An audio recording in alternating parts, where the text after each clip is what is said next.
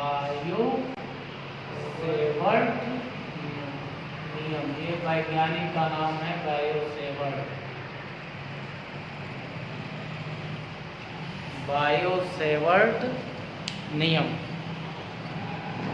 तो इस नियम में कहा क्या गया है, जैसे कोई बहुत बड़ा सा चालक ले लेते हैं, जैसे मान लो तार, उसका एक छोटा सा टुकड़ा ले लेते हैं और उस टुकड़े की लंबाई को dl मान लिया जाए।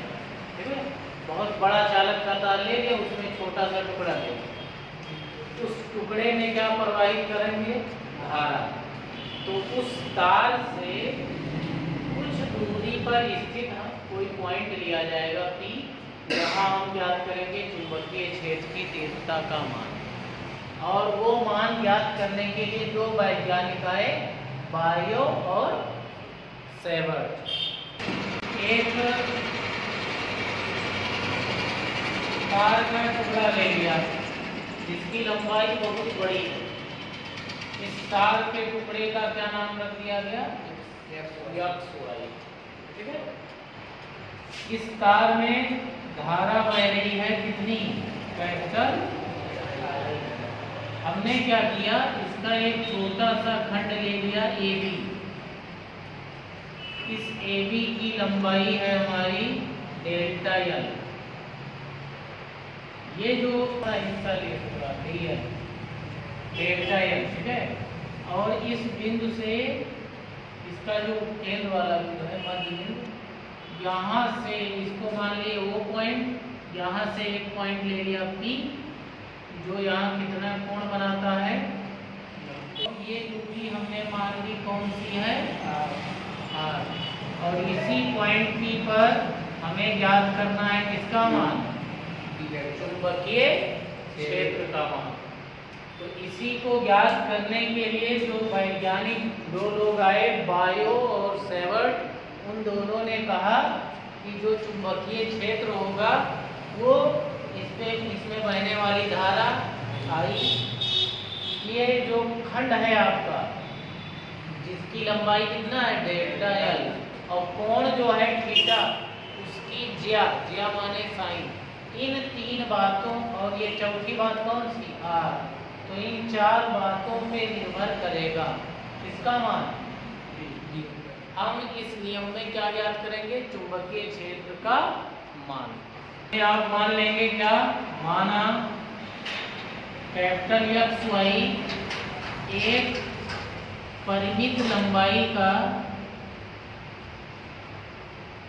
लंबाई का चालक है, जिसमें कैपिटल I धारा प्रवाहित हो रही है।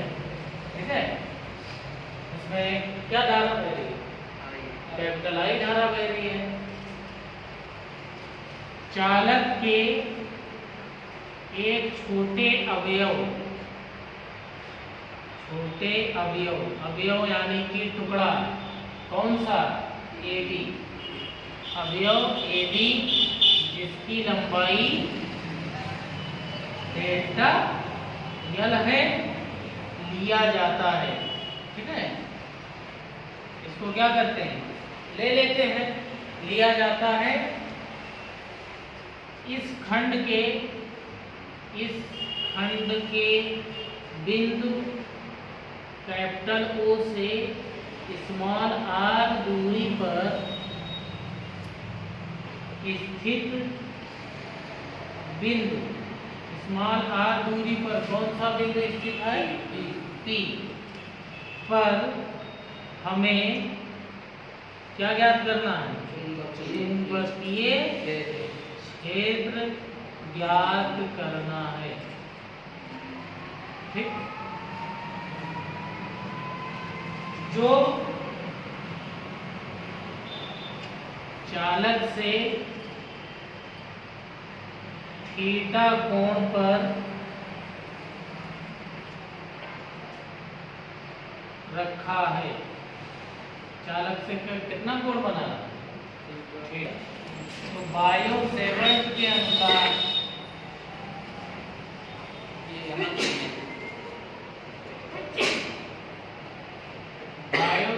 के अनुसार क्या किया गया, ये जो बिंदु P पर चुंबकीय क्षेत्र की तीव्रता ज्ञात की जा रही है, तो धारा अवयव के कारण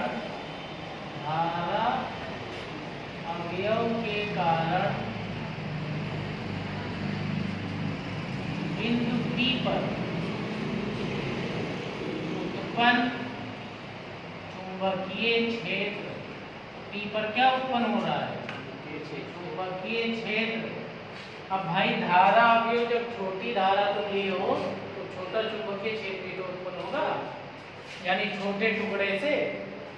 तो चुंबकीय क्षेत्र dV वेक्टर का परिमाण, जो भी तुम्हारी सदिश राशियां होती हैं उसमें दो चीजें पाई जाती हैं, परिमाण और दिशा।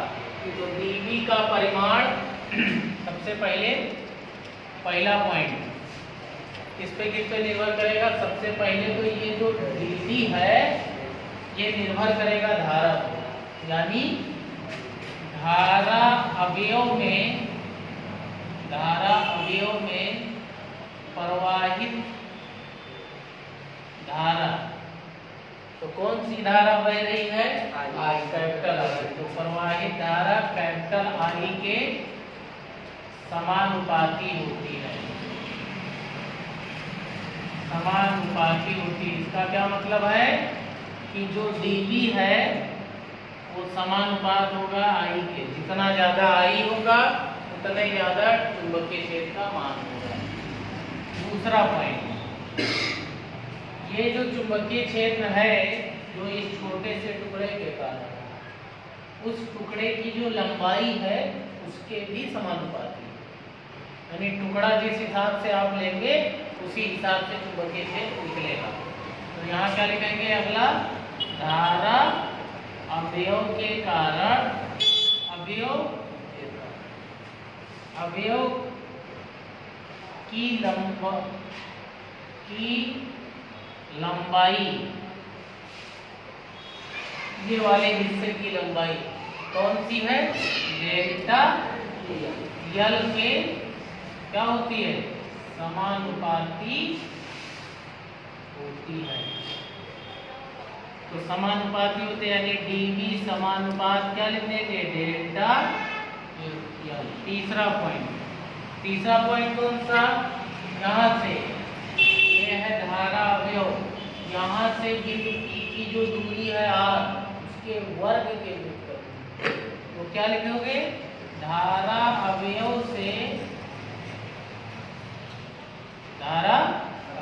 से बिंदु, कौन सा बिंदु, से बिंदु P की दूरी। तो बिंदु P की दूरी क्या है, R। बिंदु P की दूरी R के वर्ग के व्युत्क्रमानुपाती होती है, इसका क्या मतलब है, यानी जो dV होगा वो इनवर्सली प्रोपोर्शनल R स्क्वायर होगा। इसका मतलब व्युत्क्रम यानी उल्टा कर देना।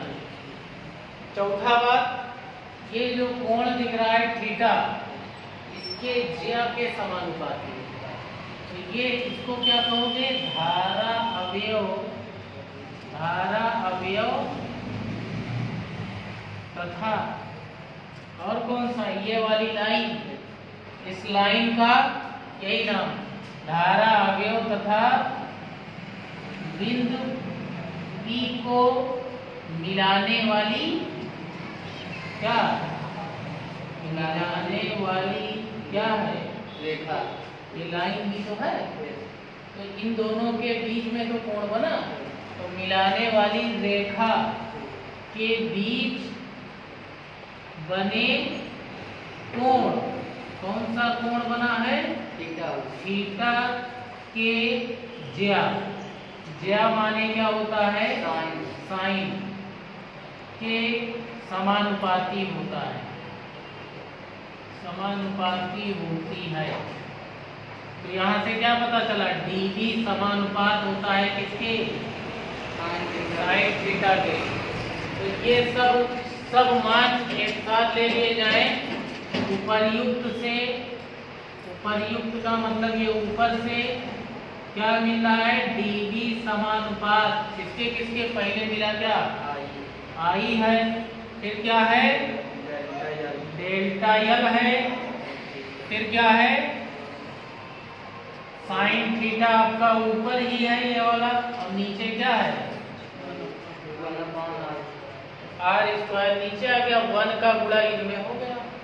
ठीक, तो समानुपात हटा देंगे, समानुपात हटाने पे ये आपका नियतांक आ जाएगा।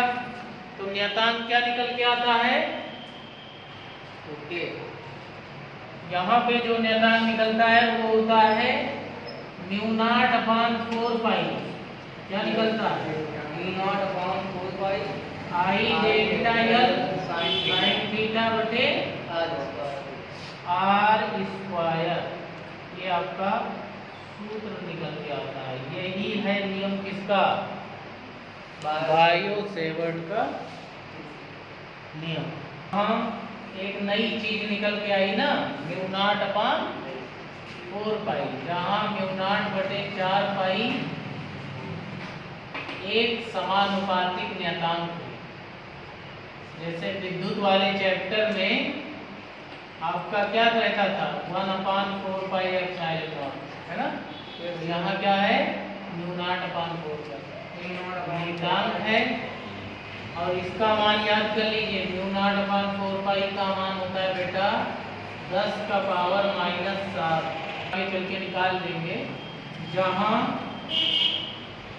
म्यू नॉट इसको कहते हैं निर्वात की विद्युतशीलता या वायु की चुंबकशीलता, वायु की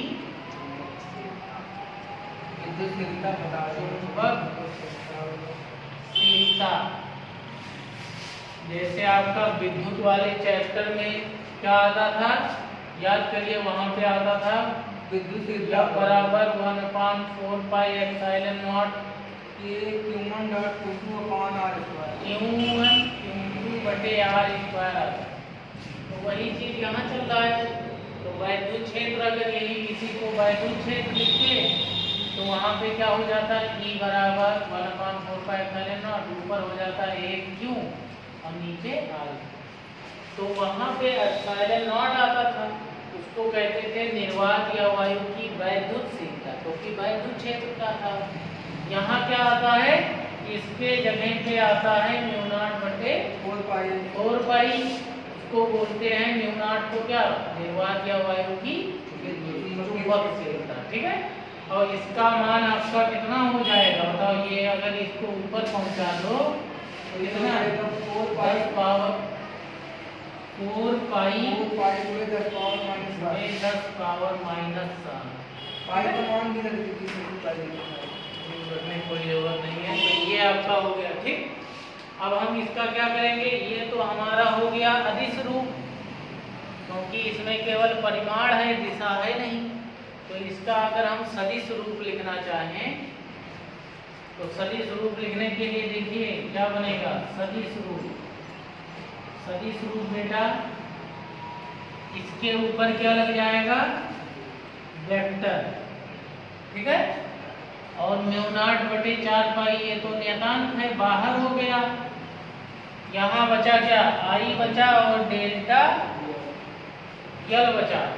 तो आई जो है वो भी आपका अदिश राशि है, तो आई भी क्या कर लेना है, बाहर कर लेना है। तो बचेगा क्या क्या, डीएल बचेगा और एक आर से ऊपर गुणा एक आर से, तो ये आ जाएगा DL vector cross R vector upon में आर क्यूब, ये तुम्हारा ये सदिश रूप बनेगा। किसका, यही चुंबकीय क्षेत्र का जो आपका बायो-सेवर्ट के नियम से निकला। ठीक है, तो ये आपका एक आर से ऊपर जुड़ा हुआ है, एक आर से नीचे जुड़ा हुआ। अब हम क्या निकालेंगे, ये जो हमारा म्यू नॉट आया इसका हम मात्रक निकालेंगे और विमीय सूत्र निकालेंगे। परीक्षा में कई बार पूछा गया है चुंबकशीलता का मात्रक बता दो और ये सूत्र बता दो। तो हम क्या ज्ञात करने वाले हैं? चुंबक शीलता, जिसको हम क्या कहते हैं? म्यू नॉट का मात्रक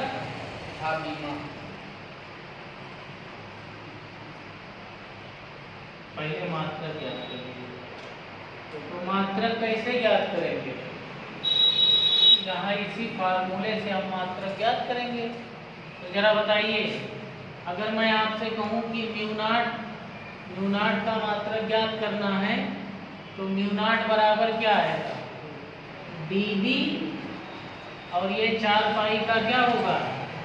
गुणा होगा, और आर स्क्वायर भी तो ऊपर जाएगा, और नीचे क्या आएगा? I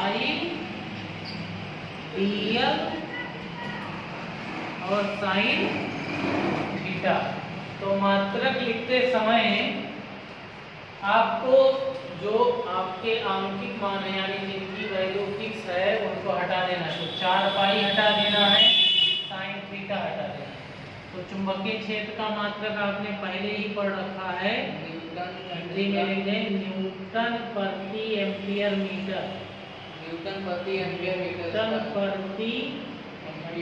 मीटर ये किसका मात्रक होता है? चुंबकीय क्षेत्र का। चुंबकीय क्षेत्र का मात्रक है, ठीक। और यहाँ क्या लिखा है? Are square. तो आर क्या है? दूरी ही तो था। तो दूरी का मात्रक क्या होता है? Metre square. और नीचे क्या लिखा है? आई। आई का मात्रक क्या होता है? एम्पियर होता है। एम्पियर लिखा गया। और डीएल ये लंबाई है, तो लंबाई का मात्रक एक बार फिर क्या होगा? मीटर। तो बताइए, 2 मीटर नीचे है और 2 मीटर कट गए, तो म्यू नॉट का मात्रक क्या मिला? न्यूटन प्रति एम्पियर स्क्वायर मिला। ये किसका मात्रक? म्यू नॉट का।